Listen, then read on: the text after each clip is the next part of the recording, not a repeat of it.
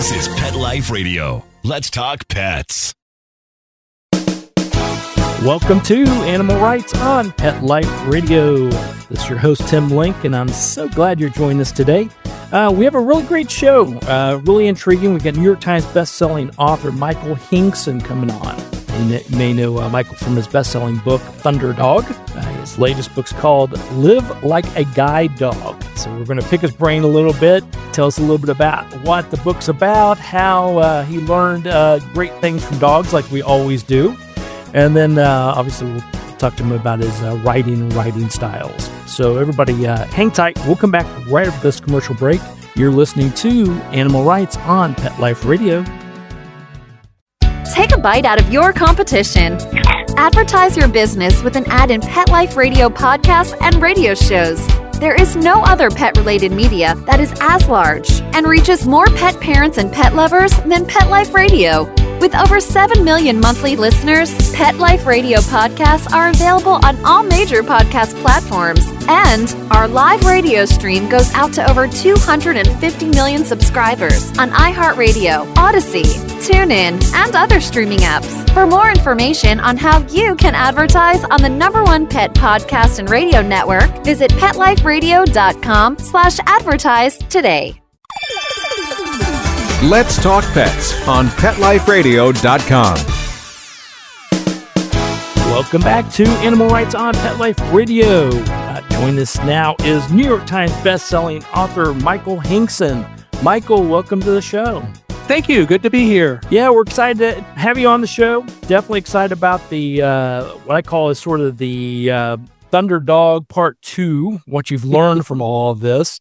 But the new book, Live Like a Guide Dog. So tell us a little bit about the book and how it came about, and then we'll talk about the lessons learned. I love to collaborate. And so when we wrote Thunder Dog originally, and actually it kind of got started because a woman called me named Susie Flory who wanted to do an interview with me, and she was writing a book about various things with dogs.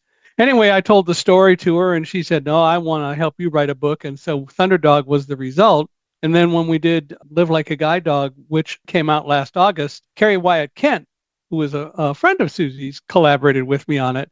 And Carrie described it very well. She said, Thunder Dog really is what happened at the World Trade Center for me. And for those who don't know, I worked in the World Trade Center and escaped with my 5th guide dog, Roselle, on September 11th, 2001, which is what Thunder Dog is about. And so Carrie said, Thunder Dog is all about what happened. Live Like a Guide Dog is why what happened to me happened. So I thought that was an interesting way to describe it. And so Live Like a Guide Dog is really a book that I started to write because I knew at the beginning of the pandemic there were going to be a lot of fearful people, and we had a lot of things going on with government and all that was fomenting fear all over the place. So I wanted to write a book to teach people some of the things that I had put into practice on September 11th, and I had realized I had never taught people. So I wanted to do is to teach people how to learn to control fear, because in reality, we fear so many things, most of which over which we have no control, or we just go crazy worrying about things that make no sense to worry about. So I wanted to have an opportunity to teach people how to control fear, and that's what Live Like a Guide Dog from my perspective is all about, because on September 11th, I had known what to do in the case of an emergency because I learned it by consulting with the Port Authority police, the security people, the fire people, and so on. And on September 11th, when everything went down, as it were, for me, a mindset kicked in. And so I was able to focus. Roselle helped with that by giving me something to praise and encourage her to keep doing what she was doing, which was working very well. But the bottom line is that I learned that in reality, we all could do that. And so Live Like a Guide Dog is all about trying to teach people to learn to control fear, not be afraid of everything that goes on in the world. Very nice. And I love the concept and I love the approach on it as well, because, I always find, at least in my opinion, there's I hate to categorize two types of people, but I will for this purpose.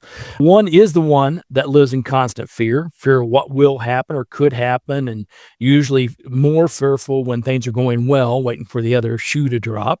And then the other is sort of the one that goes through life oblivious, without a plan, without a strategy, without what if something were to happen, not to worry about it, but what do you do in those situations?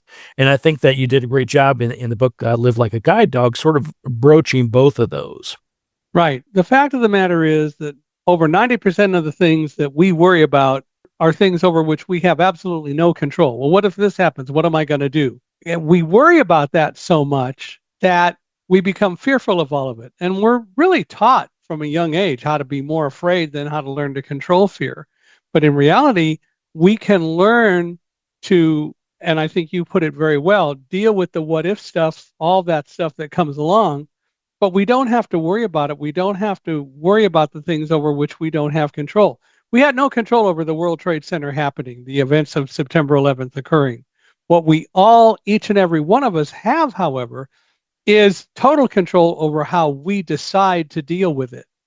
And that's the part that we need to deal with. And, we can worry from now until the end of time about what's going to happen the next time there's a terrorist attack. Well, you don't worry about those things. You can be aware, as you pointed out, and you can learn what to do when there's an emergency, and you can put a lot of things into practice. But the most important thing is to learn how to control fear and not let it, as I would put it, blind you or overwhelm you. Very good. Yeah, absolutely. And I love one of the comments that was made in the book about, this whole being afraid actually can be a positive thing. Well, and the reality is there's nothing wrong with fear, if you will. What the problem isn't fear, the problem is how you deal with it. And you're right. The reality is that we can learn to control fear and use it as a very powerful tool to help us stay focused and do the things that we need to do. And that's what we should use fear to help us do, but not to make us paralyzed, not to make us totally incapable of dealing with making decisions, because all we are is afraid of everything. Love it. I love it. And as the old saying goes, what you put out there is what you get. So if you put fear out there, you're going to get fear back. So you got to know how to deal with it when it occurs, and then, but don't worry about it. Put out positive energy, positive thoughts, and you're going to get that back in return. There's a group of people. There's a concept called business continuity. Business continuity, and the people who deal with it are those people whose job it is to, if you will, what if something happens in business. In other words, they plan for different emergencies, and they call themselves the what if people. And as they point out, nobody pays any attention to them until there's an emergency. And of course, then they're in serious demand. But they would tell you that what they do is they plan, but they don't fear. And they put things in place, they put procedures in place so that if something happens in a particular business, it will continue to run. But they don't live in fear. They instead live in creativity, and they live to make plans to make sure that things go well. There's nothing wrong with that. Nice. I like that. One of the things when I was reading through the book and reading the highlights, I was trying to get a feel for how many of these things, sort of the steps and the guides and the things that you put together in the book, how many of those did you, or percentage-wise, did you know ahead of time by being prepared and like you said, having all the, talking to the Port Authority, getting everything in place for if something did happen, which it did, compared to what you learned afterwards, after it did happen? Did you feel a higher percentage afterwards? You realized you didn't have as much under the plan as you thought you did, or did they sort of go hand in hand? Oh, they sort of go hand in hand. I knew most all the things that I talked about and Live Like a Guide Dog ahead of time, but you always learn more. And I learned some interesting concepts. For example, this doesn't directly relate to fear, but it sort of does. I began speaking, and I like to record every talk that I give so I can go back and listen to it. And for the longest time, I said I do that because I'm my own worst critic, and nobody's going to criticize me any heavier or harder than I am. And only over the last year, actually, in thinking about it, as we wrote Live Like a Guide Dog, did I realize that's the wrong thing to say, because that's just promoting fear. In reality, I learned that no one can teach me anything. They can provide me with information, but I'm the only one who can truly teach me and accept it and move forward. And so I've changed my philosophy, and rather than saying I'm my own worst critic, I say I want to hear all this because I'm my own best teacher. It's a much more positive approach. It's a less fearful approach, and it's also truer. Yeah, very good. I like it. I like that approach. When putting together the book, did you use mostly a reference back to Thunderdog and then extend it from there, or was it a whole new structure for you as putting everything on paper as far as the steps and things to do? It was really a whole new structure. We didn't really refer back to Thunderdog a lot for a lot of reasons. It was a completely different book. It was intended to do different things. And so we really worked with the idea that every chapter was named with the name of one of my guide dogs. And the question is, what lessons did I learn from that dog that helped enrich and deal with my life? And starting with Squire and going through all of the guide dogs, and Fantasia, my wife's service dog as well, that's exactly what we did. So it really is totally different than Thunderdog. It totally complements Thunderdog, however. And so when people say, well, which should I read first? Or which book should I get if I'm only going to get one? And I try to just get people to understand, no, get both. You know, I want to sell them, but That's right. Reality, but the reality is they're different, and you can't really do it that way. They're really totally different from each other in so many respects. Right.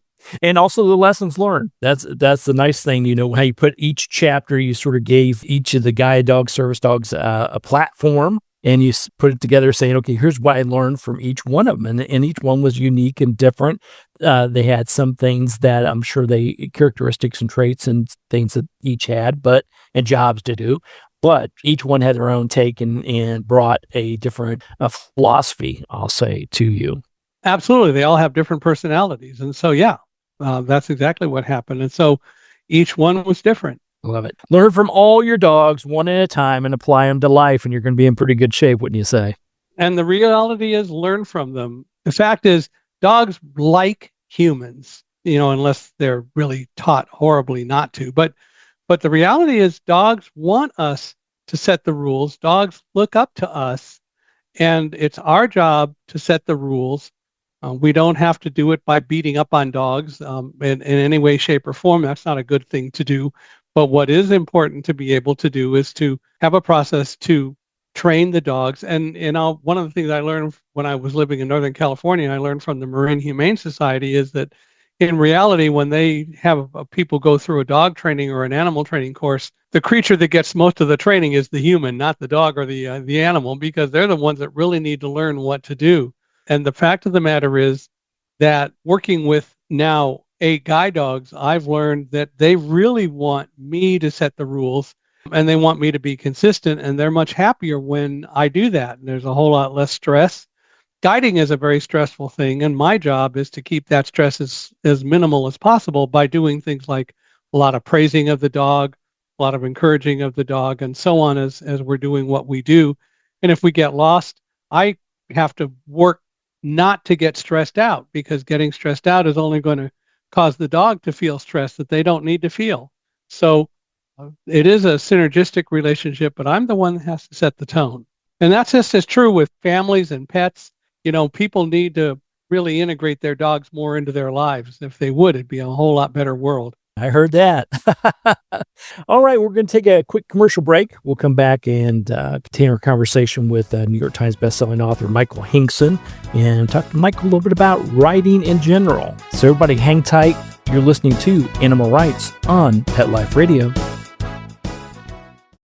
Hi, this is Tim Link, animal communicator and pet expert and host of Animal Rights on Pet Life Radio. Have you ever wanted to know what your pet is really thinking? Do you want to find out if they truly understand what you're trying to tell them? Or wish you could build a better understanding and closer relationship with your pet? Well, now you can. Learning to Communicate with Animals is a 4-part on-demand workshop. In the workshop, you'll learn the essential techniques that are necessary to communicate with animals, including what is animal communication, breathing correctly to achieve the perfect state to communicate with your animals at a deeper level, using guided meditation exercises, a method to communicate with animals, and how to send and receive information from your animals. So if you're wanting to learn how to communicate and connect with your animals at a deeper level, visit petliferadio.com/workshop and purchase and download Learning to Communicate with Animals. You'll be glad you did.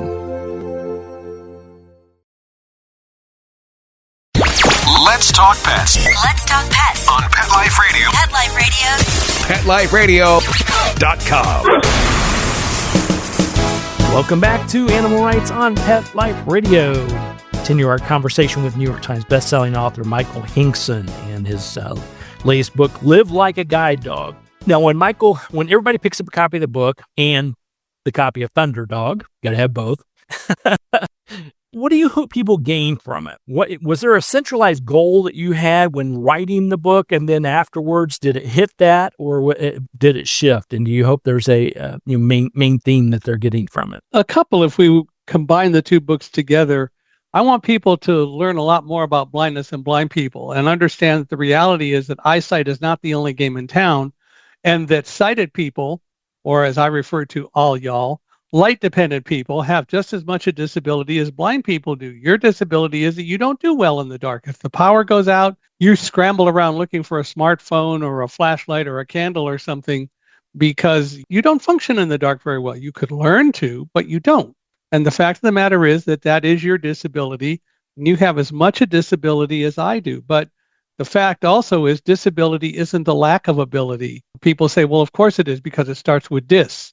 And my response is, well, if that's the case, then what is discrete? Is it a lack of crete? What is discern? Is it a lack of cern? What is disciple? Is it a lack of ipal? The bottom line is that dis is not relevant and disability is not relevant. We all have some sort of disability. We all have gifts. And one of the things I want both books to accomplish is to teach people that we all have gifts, and don't think that just because you have a gift that somebody else doesn't have, that makes you better than they are, because they probably have gifts that you don't have. I doubt there are too many people listening to the show who understand anything about, well, not only the laws of physics, but things like confluent hypergeometric equations. There you go. Figure that one out. The bottom line is that we all have things that we can do. And so I want both books together to show people that in reality, blindness isn't the problem. It's our views about blindness and our attitudes about eyesight or lack of it that are the problems. But in addition to that, I wanted Thunderdog really to go into some detail about me growing up and things that I knew, but also, again, that any of us could at any time suddenly find ourselves in a situation that we didn't expect. Are we prepared to deal with it? And then in Live Like a Guide Dog, I teach us how to become more prepared, how to do things like take time at the end of every day to think about what happened today, what worked, what didn't work. I won't use failure because I think that's a negative, inappropriate term. When you don't do something the way you expect it to go, or it doesn't go the way you expect it to go, it's not a failure. Learning experience. And the question is, are you going to take the time at the end of the day to figure out what didn't work? Why didn't it work? What was I afraid of? What could I have done differently? And even the things that really do go well, why did it go well? What could I have done to even make it better?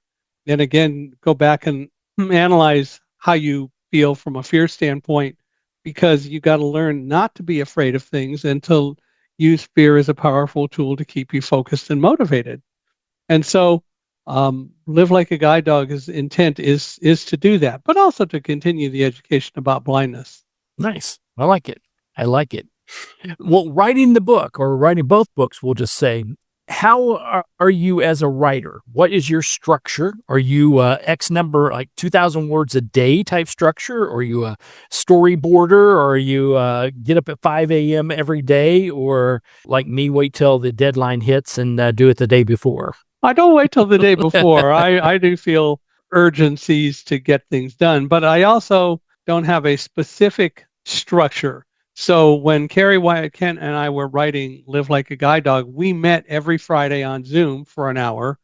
In between, we would send emails back and forth. We strategized. She would write things. I would write things. We generally came up with a combination of what all we both wrote to make it work. I think I have a good editing sense, so I played editor a lot, but I was as much a writer as Carrie was, and that was the case with Thunderdog as well. One of the things when it was sent to Thomas Nelson for their editor to review, he said, my big problem with this book is that every chapter has something that happened in the World Trade Center, then you go back and talk about your life, but you leave me. That is, there's no transition to go from one event to the other and then back again. And that's a problem. And I realized it as soon as he said it. I understood what he was saying. And I said, I will take this weekend. I will create transitions for all the chapters, and then we'll send it back. Well, I did. he loved what we did, what I was able to accomplish. And then when the book was getting ready to be published, there's a magazine for publishers and libraries and so on called Kirkus. And Kirkus actually, when they reviewed Thunderdog, said one of the things that they liked the best were the transitions because no one got lost. And we were guided right through everything in the book. So it was perfect. I love it. I love it. And guided through it. That makes perfect sense. So yeah, I love that. Well, I'm always curious with writers. I ask that question every episode because there's no right or wrong reason to it. There's no super strategy or secret sauce to writing and putting together a great book. I just think you have to capture the reader and try to get your message out there, and hopefully they enjoyed it. Well, I spend a lot of time thinking about it. What is somebody going to be interested in? I've got a lot of experience in observing people and been in sales most of my adult life and things like that. So I have good senses in those regards. But I also think that writing it, I spend a lot more time writing it in my head than I do putting anything down on paper or in my keyboard. So I write when it seems like it's the right time to write something, and that's what we do. And it worked out very well. Absolutely. Absolutely. Well, Michael, where can people find out more about you, all the great things you've got going on, and any events or anything happening? Well, so after September 11th, I started getting phone calls asking me to come and talk to their organizations about lessons to learn from September 11th and other things that I thought people should know about. And we got enough calls that my wife and I decided by the beginning of 2002 that selling life and philosophy was a whole lot more rewarding and satisfying than selling computer hardware and for me managing a computer hardware sales team. So I became a public speaker and I've been doing it ever since. So I'm always looking for speaking opportunities literally around the world. And if people want to learn more about me and all of that, they can go to michaelhingson.com. That's michaelhingson.com. There's a page with a lot of speaking topic suggestions. But I work with people because I customize every talk that I give. But people can go there. They can contact me through the website, or they can just email me at speaker@michaelhingson.com. I mentioned earlier, we do a podcast called Unstoppable Mindset, where inclusion, diversity, and the unexpected meet. And it's worded that way very deliberately because most of the so-called diversity experts never talk about disabilities. And my position is you are inclusive or you're not. There's no middle ground. So it's like Yoda, there's no try, do or do not. Anyway, so inclusion, diversity, and the unexpected is anything that doesn't have anything to do with inclusion or diversity, which is most things. We're always looking for people to come on the podcast. It's a conversation. We talk about things that they want to talk about. So if anybody would love to be a guest, we're always looking for guests, and you can email me again at speaker@michaelhingson.com or go to michaelhingson.com/podcast. But love to meet folks. We're always looking for speaking engagements, and I hope people will find opportunities and bring us in. Like I said, I customize every talk, and I work with people to make sure that we deliver the messages that they need us to deliver, which is my goal. There you go. Great.